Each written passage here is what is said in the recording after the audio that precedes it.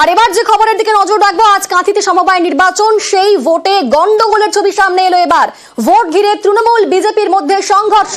কাঁথি জাতীয় বিদ্যালয়ের সামনে সেই গন্ডগোলের ছবি, যে ছবি আপনারা দেখতে পাচ্ছেন, রীতিমতো গন্ডগোলের চেহারা নিয়েছে সেখানে।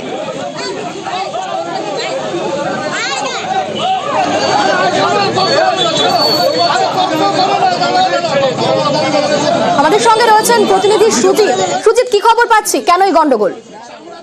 গন্ডগোলের মূল কারণ বলা যায় যে একদিকে তৃণমূল, অন্যদিকে বিজেপি, দুপক্ষের মধ্যে বুথ ক্যাম্পের সামনে বচসা থেকে ক্যাম্পের উপর হামলা, যেখানে কিনা দুপক্ষ একে অপরের বিরুদ্ধে পাল্টা অভিযোগ করছে এবং কাঁথিতে ভোট কেন্দ্রের সামনে রীতিমতো বলা যায় যে একটা উত্তেজনাকর পরিস্থিতি, এবং যে পরিস্থিতি সামাল দিতে পুলিশ ঘটনাস্থলে গেলেও উত্তেজনা চরমে ওঠে এবং রীতিমতো বলা যায় বচসা থেকে হাতাহাতি, এবং যে উত্তেজনার ছবি দেখাচ্ছি সেখানে দেখা যাবে কাঁথির এই ঘটনা শহরের ঘটনা, সেখানে বুথ ক্যাম্প ভাঙা হয়েছে বলে অভিযোগ উঠছে।